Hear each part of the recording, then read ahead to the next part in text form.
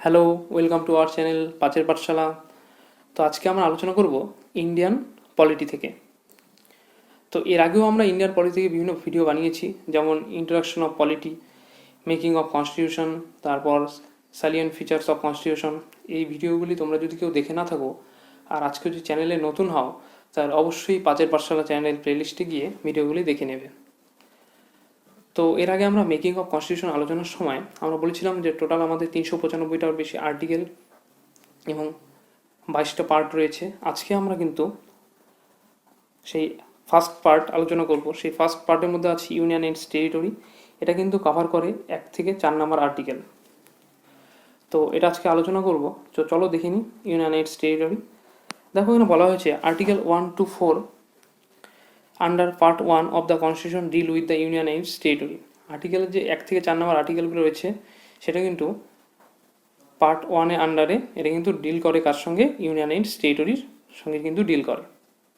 এই পার্টে আমরা কেন্দ্র ও কেন্দ্রশাসিত অঞ্চল সম্পর্কে বিস্তারিত জানতে চলেছি। তো চলো এই যে 4টা আর্টিকেল আছে, এই 4টা আর্টিকেল সংক্ষিপ্তভাবে প্রথমে দেখে নিই। প্রথমে দেখো, প্রথমে আর্টিকেলটা আছে কি? Name and territory of the union. ইউনিয়নের নাম ও অঞ্চল। বর্তমান কিন্তু আমাদের 28টা স্টেট এবং 8টা ইউনিয়ন টেরিটরি কিন্তু রয়েছে। তো এটা সম্পর্কে বিস্তারিত আলোচনা করছি পরে। তো 2 নম্বর কি আছে? Admission or established of new state, নতুন রাজ্য প্রতিষ্ঠা। যেমন কিন্তু অন্ধ্রপ্রদেশ থেকে তেলেঙ্গানা হয়েছিল 2 জুন 2014-তে, তাই না? এরপর দেখো 2-এর এ, Sikkim to be associated with the union. 2-এর এ নাম্বার আর্টিকেলটা কিন্তু রিপিল করা হয়েছে, এটা কিন্তু এখন আর নেই। এটাতে কি বলা হয়েছিল? ইউনিয়নের সাথে যুক্ত হতে হবে সিকিমকে।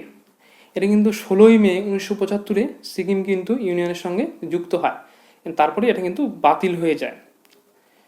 তো এটা নিয়ে আমরা বিস্তারিত আলোচনা করব না 2-এর এ নাম্বার নিয়ে। এবার 3 নাম্বারটা দেখি। Formation of new states and alteration of areas, boundaries or name of existing states. 3 নাম্বারটা কি বলা আছে? নতুন রাজ্য গঠন এবং অঞ্চলগুলির বা বিদ্যমান রাজ্যের নাম পরিবর্তন করা যেতে পারে। ঠিক আছে, এটা কিন্তু 3 নম্বর আর্টিকেল বলা হয়েছে। তো 4 নম্বর আর্টিকেলটা দেখি। laws made under Article 2 and 3 to provide for the amendment of the first and the fourth schedule and supplemental, incidental and consequential matters. 4 নম্বরটা দেখো, প্রথম এবং চতুর্থ শিডিউলগুলো আছে, কি কি আছে দেখো। এই যে টার্মগুলো আছে সাপ্লিমেন্টাল, ইনসিডেন্টাল অ্যান্ড কনসিকুয়েন্টাল, যে ব্যাপারগুলো আছে সেগুলো কিন্তু সংশোধন হয় আর্টিকেল 2 এবং আর্টিকেল 3 দ্বারা। ক্লিয়ার? এরপর দেখো আর্টিকেল 1। এবার কিন্তু আমরা একটু ডেসক্রিপটিভভাবে আলোচনা করব। আর্টিকেল 1-এ দেখো কি বলা হয়েছে। Article 1 describe India, that is Bharat. Describe করে ইন্ডিয়া, যেটা Bharat, as a union of states. Union of states rather than A federation of states. Federation of states না হয়ে রাষ্ট্রীয় ইউনিয়ন হিসেবে। ঠিক আছে, এটা কিন্তু করে। This provision deal with 2 things. এই যে বিধান দুটি, এটা কিন্তু এই বিধান দুটি জিনিস নিয়ে কিন্তু এটা কাজ করে। প্রথমটা কি আছে? Name of the country, and 2 নম্বর দেখো কি আছে? টাইপ অফ পলিটি, কি টাইপের পলিটি। তারপর দেখো, according to doctor B R. Ambedkar, the phrase union states has been preferred to federation of states for 2 reason. B R. আম্বেদকরের মতে ফেসটা যে আছে union of states has been preferred করে ফেডারেশন অফ স্টেট। এর যে পরিপ্রেক্ষিতে 2টা কারণ, সেগুলো হলো দেখো, the Indian federation is not the result of an agreement among the state like the American federation. যে ভারতের যে 29টা স্টেট আছে, তার কি কোনো এগ্রিমেন্ট সই করা হয়েছে আমেরিকানের মতো? না। আমেরিকানদের কিন্তু এই ফেডারেশন কিন্তু সাইন করা রয়েছে। প্রতিটা প্রদেশ চাইলে তারা কিন্তু আলাদা একটা দেশ গঠন করতে পারে, কিন্তু ভারত কিন্তু সেটা পারবে না। ক্লিয়ার? এরপর দেখো 2 নম্বর কি বলা আছে। The state have no right to secede from the federation. যে ভারতের যতগুলি রাজ্য আছে তাদের ক্ষমতা নেই নতুন দেশ তৈরি করা। This federation is an union because it is indestructible. এই ইউনিটটি কিন্তু ধ্বংসের অতীত, এটা কিন্তু ধ্বংস করা যাবে না। কিন্তু আমেরিকাতে কিন্তু তারা কিন্তু পারবে, তারা চাইলে তারা নিজেদেরকে নতুন দেশ হিসেবে আত্মপ্রকাশ করতেই পারে, নতুন প্রদেশগুলোকে নতুন দেশ হিসেবে আত্মপ্রকাশ করতেই পারে। কিন্তু মধ্যপ্রদেশ বা ওয়েস্ট বেঙ্গল কিন্তু পারবে না নিজেদেরকে একটা নতুন দেশ হিসেবে গণ্য করতে বা নতুন দেশ হিসাবে আত্মপ্রকাশ করতে, এটা কিন্তু পারবে না। তারপর দেখো, according to article 1 the territory of India, according to article 1, article 1-এর মধ্যে দ্য টেরিটরি অফ ইন্ডিয়া, যে ইন্ডিয়ান যে টেরিটরি মানে এটাকে সমস্তটাকে বোঝানো হয়েছে, ক্লাসিফাইড ইন্টু 3 ক্যাটাগরিজ, 3টা ক্যাটাগরিতে কিন্তু ক্লাসিফাই করে। দেখো প্রথমটা কি আছে, টেরিটরিজ অফ দ্য স্টেটস, স্টেটগুলোর কথা বলা হয়েছে। ইউনিয়ন টেরিটরিজ বা 8টি যে ইউনিয়ন টেরিটরি আছে বা কেন্দ্রশাসিত অঞ্চল আছে সেগুলোর কথা বলা হয়েছে। তারপর দেখো 3 number, territories that may be acquired by the government of India at any time, যা ভারত সরকার সময়ে সময়ে অধিগ্রহণ করতে পারে সেগুলোর কথা বলা হয়েছে। তোমরা জানো 1960 সালে পর্তুগিজ অধিকৃত দাদার ও নগর হাভেলি ভারতের অন্তর্ভুক্ত কিন্তু করেন, এটা জাস্ট এক্সাম্পল হিসেবে বললাম। তারপর দেখো article 2, empower the parliament to admit into the union of India or establish new states on such term and condition as it thinks fit. Article 2 সংসদকে ভারতের ইউনিয়নের ভিত্তি হতে বা উপযুক্ত মনে করে যেমন শর্তে নতুন রাজ্য প্রতিষ্ঠা করার ক্ষমতা প্রদান করে। তো যখন সংক্ষিপ্ত আলোচনা করলাম তখনই বললাম এটা সম্পর্কে অল্প। এবার দেখো আর্টিকেল 2 সংসদ 2টি ক্ষমতা মঞ্জুর করে। আর্টিকেল 2 যে সংসদের 2টি ক্ষমতা আছে সেই ক্ষমতাগুলো মঞ্জুর করে। ক্ষমতাগুলো কি কি দেখে নিই এবার। প্রথমটা হলো the power to admit into the union of India new state. প্রথম পাওয়ারটা কি, ইউনিয়ন অফ ইন্ডিয়ার নতুন রাজ্য প্রবেশের ক্ষমতা। ইউনিয়ন অফ ইন্ডিয়ার মধ্যে নতুন রাজ্য কিন্তু প্রবেশ করতে পারে, যে ইউনিয়ন সম্পূর্ণ ইউনিয়নের মধ্যে কিন্তু নতুন একটা রাজ্য হতে পারে। মানে পুরা ইন্ডিয়ান যে বাউন্ডারি আছে সেই বাউন্ডারির ভিতরেই মনে করো যে অন্ধ্রপ্রদেশকে ভাঙা হলো, আরেকবার ভাঙা হলো, অন্ধ্রপ্রদেশকে ভেঙে একবার তেলেঙ্গানা করা হলো, আরেকবার ভাঙা হলো, ভেঙে কিন্তু একটা নতুন স্টেট করতে পারে। তো এরকম করেই বলা হয়েছে আর কি। 2 নম্বরটা দেখো, the power to establish new state, নতুন রাষ্ট্র প্রতিষ্ঠার পাওয়ার দেওয়া আছে কিন্তু। এই যা বললাম তাই 1969 সালে কিন্তু আসামের কিছুটা অংশ ভেঙে কিন্তু এখানে কি করা হয়েছিল, নতুন অঙ্গরাজ্য মেঘালয়ে কিন্তু জন্ম হয়েছিল।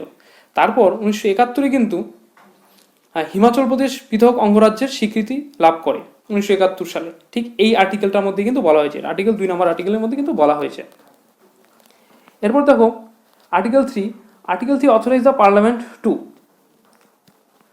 তো আর্টিকেল 3-এর মধ্যে দেখো কি বলা হয়েছে, for a new state by separation of territory from any state, যে কোনো রাজ্য থেকে অঞ্চল আলাদা করে নতুন রাষ্ট্র গঠন। এই যা বললাম আর কি একটু আগে, যে কোনো রাজ্য থেকে অঞ্চল আলাদা করে, মনে করো কোনো একটা রাজ্য থেকে, মনে করো পশ্চিমবঙ্গ থেকে উত্তরবঙ্গটাকে আলাদা করে একটা নতুন স্টেট করা যেতে পারে, হতেই পারে। তারপর দেখো এই অরের পরে, by uniting 2 or more state or parts of states, বা 2-3টা স্টেটকে একসঙ্গে যুক্ত করে দেওয়া যেতে পারে, হতেই পারে এটা। তারপর দেখো by uniting any territory to parts of any states, যে কোনো অঞ্চলকে কোনো রাজ্যের অংশের সঙ্গে যুক্ত করা যেতে পারে, যে কোনো অঞ্চলকে কোনো রাজ্যের অংশের সঙ্গে কিন্তু যুক্ত করা যেতে পারে। ক্লিয়ার। এরপর দেখো বি নাম্বার কি আছে, increase the area of any state, কোনো স্টেটের এরিয়াকে ইনক্রিজ করা যেতে পারে পাশের কোনো স্টেটের সঙ্গে যুক্ত করে, তাই না। তারপর diminish the area of any state, আবার কোনোটার সঙ্গে যুক্ত করে আরেকটা স্টেটকে কমানো যেতে পারে। Alter the boundaries of any state, যে কোনো রাজ্যের সীমানা পরিবর্তন করা যেতে পারে কিন্তু। তারপর দেখো ই নাম্বার আছে, alter the name of any state, যে কোনো স্টেটের নামও কিন্তু পরিবর্তন করা যেতে পারে। যেমন এর আগে তোমরা শুনেছো উড়িষ্যা কিন্তু নাম চেঞ্জ হয়ে ওড়িশা হয়েছে, ওড়িশা ইন 2011-তে কিন্তু। এটা কিন্তু অল্টারনেশন অফ নেম বিলের কারণে কিন্তু হয়েছে 2010-এ। এটা কিন্তু 113 নম্বর অ্যামেন্ডমেন্টের মাধ্যমে কিন্তু এটা চেঞ্জ করা হয়েছিল। এবার দেখো article 3 less down to condition in the regard. Article 3 যে এই যে তিনটা কন্ডিশন রাখে, দুটা কন্ডিশন রাখে, সেই কন্ডিশনগুলো কি কি? A bill contemplating the above changes can be introduced in the parliament only with the prior recommendation of the president. তো কি বলা হচ্ছে দেখো, একটা বিল এর একটা বিলের মতো করে প্রস্তাবটা পার্লামেন্ট যে কোনো কক্ষে উপস্থাপিত হবে, তাই তো? একটা বিলের মতো করে প্রস্তাবটা পার্লামেন্টের যে কোনো একটা কক্ষে উপস্থাপিত হবে এবং উপস্থাপিত হওয়ার আগে রাষ্ট্রপতির পূর্বে সুপারিশ লাগবে। রাষ্ট্রপতির সুপারিশ ছাড়া কিন্তু আবার উপস্থাপিত হবে না, তাই না? এরপর দেখো 2 নম্বরটা কি বলা আছে, before recommending the bill the president has to refer the same to the state legislature concern for expressing it's view with a specified period. এখানে দেখো কি বলা হয়েছে, বিলটি সুপারিশ করার আগে রাষ্ট্রপতিকে নির্দিষ্ট সময়ের মধ্যে মতামত প্রকাশের জন্য, ঠিক আছে, মতামত প্রকাশ সংশ্লিষ্ট রাজ্যে, মানে যে যার মনে করো যে যেই স্টেটের নাম চেঞ্জ করা হবে বা বাউন্ডারি চেঞ্জ করা হবে, সেই সংশ্লিষ্ট রাজ্যের আইনসভায় এই কথা উল্লেখ করতে হবে, কিন্তু তাছাড়া কিন্তু হবে না। আচ্ছা, এরপর শোনো, এই স্পেসিফাইড যে পিরিয়ডটা আছে, যে স্পেসিফাইড পিরিয়ডের কথা বলা হয়েছে, এই যে স্পেসিফাইড পিরিয়ডটা আছে, এর মধ্যে যে যে ভিউটা পাঠানো হলো, এটা কিন্তু যে পার্লামেন্ট বা প্রেসিডেন্ট যে মানতেই হবে এমনটা কিন্তু নয়, চাইলে কিন্তু তারা রিজেক্টও করতে পারে। ক্লিয়ার? আর এটা কিন্তু শুধু স্টেটের জন্য, ইউনিয়ন টেরিটরির এটা কিন্তু কোনো রেফারেন্স দরকার হবে না, কারণ ইউনিয়ন টেরিটরি সম্পূর্ণটাই কেন্দ্র শাসিত, পুরোটাই কেন্দ্রের উপর নির্ভর করে।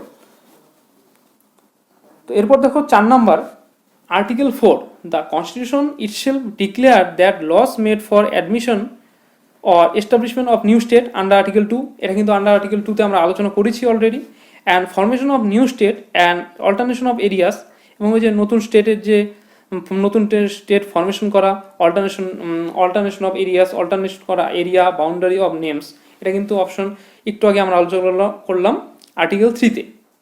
আর not to be consider as amendment of the constitution under article 368।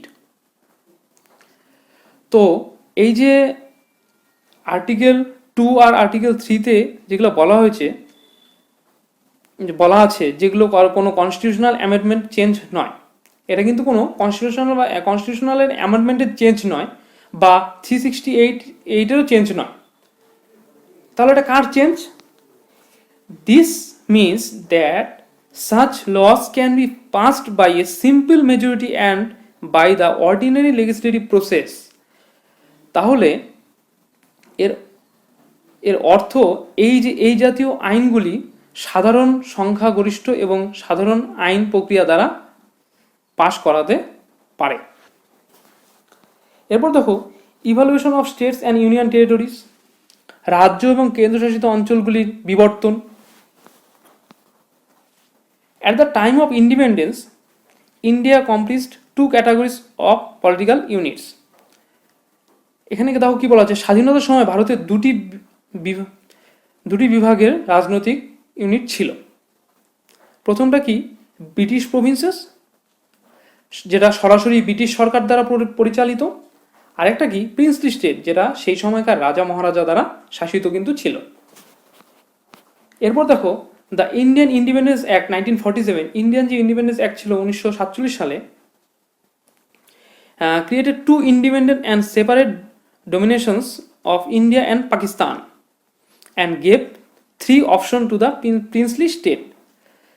এই যে ইন্ডিয়ান ইন্ডিপেন্ডেন্স অ্যাক্টটা ছিল 1947 সালে, এটা ক্রিয়েট করেছিল কিন্তু ভারত ও পাকিস্তান দুটি স্বাধীন পৃথক অধিপত্য হিসাবে, এবং এই যে প্রিন্সলি স্টেটগুলো ছিল, প্রিন্সলি স্টেটগুলোকে কিন্তু 3টা অপশন দেওয়া হয়েছিল। আর যারা ওই একটু আগে যেটা বললাম ব্রিটিশ প্রভিন্সের আন্ডারে ছিল, সেটা কিন্তু কিছুটা পাকিস্তানে আর কিছুটা ইন্ডিয়াতে হয়ে গেছে। তো দেখি অপশনগুলো কি কি ছিল। জয়নিং ইন্ডিয়া, ইন্ডিয়াতে জয়েন করা; জয়নিং পাকিস্তান, পাকিস্তানে জয়েন করা; রিমেনিং ইন্ডিপেন্ডেন্ট থাকা। তো এরপর দেখো দ্য 552 552টা princely state situated with the geographical boundaries of India. 552টা যে প্রিন্সলি স্টেট ছিল সেটা কিন্তু সিচুয়েট করতো জিওগ্রাফি মানে ইন্ডিয়ার জিওগ্রাফিক বাউন্ডারির ভেতরে। 549 joint India and the remain 549টা কিন্তু তার মধ্যে 552টা প্রিন্সলি স্টেটের মধ্যে 549টা কিন্তু জয়েন করেছিল। দ্য রিমেইন 3 কিন্তু 3টা হায়দ্রাবাদ, জুনাগড় অ্যান্ড কাশ্মীর এরা কিন্তু রিফিউজ টু জয়েন ইন্ডিয়া, এরা কিন্তু জয়েন করতে চায়নি ইন্ডিয়াতে। However in course of time they are also integrate with India, কিন্তু কিছু সময়ের ব্যবধানে তারাও কিন্তু জয়েন হয়েছিল। কত সালে জয়েন হয়েছিল এটাও একটু দেখে নিই বলি। এটা হায়দ্রাবাদ কিন্তু জয়েন করেছিল 1949 সালে পলিসি অ্যাকশনের জন্য, কিন্তু জুনাগড় করেছিল 1948 সালে, এটা হলো গণভোটের দ্বারা। জুনাগড় জানতে চেয়েছিল তারা কি করতে চায় তাদের অধিবাসীদের কাছে, তখন তারা গণভোট নিয়েছিল, গণভোটে কিন্তু তারা 1948 সালে তারা কিন্তু জয়েন করেছিল, এবং কাশ্মীর কিন্তু জয়েন করেছিল 1947 সালে। তো ভারতের সংবিধান 1950-তে ভারতের যে স্টেট বা ইউটিগুলি রয়েছে তাদের কিন্তু 4 ভাগে ভাগ করা হয়েছিল। তো এগুলো নিয়ে আমরা আরো বিস্তারিত আলোচনা করব পরে। তো আজকে এই পর্যন্তই, আর এর পরের দিন কিন্তু আমরা আলোচনা করব সিটিজেনশিপ নিয়ে। সিটিজেনশিপটা কিন্তু পার্ট 2-তে আছে, এটা কিন্তু কভার করে 5 থেকে 11 নম্বর আর্টিকেল পর্যন্ত। তো তোমরা মনে রাখবে নেক্সট ক্লাসে কিন্তু আমরা আলোচনা করব সিটিজেনশিপ নিয়ে। তো ভিডিওটি কেমন হলো অবশ্যই তা জানাবে, কোথাও যদি বুঝতে অসুবিধা হয়ে থাকলে তাও অবশ্যই কমেন্টের মাধ্যমে জানাবে। ভিডিওটি শেষ পর্যন্ত দেখার জন্য ধন্যবাদ, দেখা হচ্ছে পরবর্তী ভিডিওতে।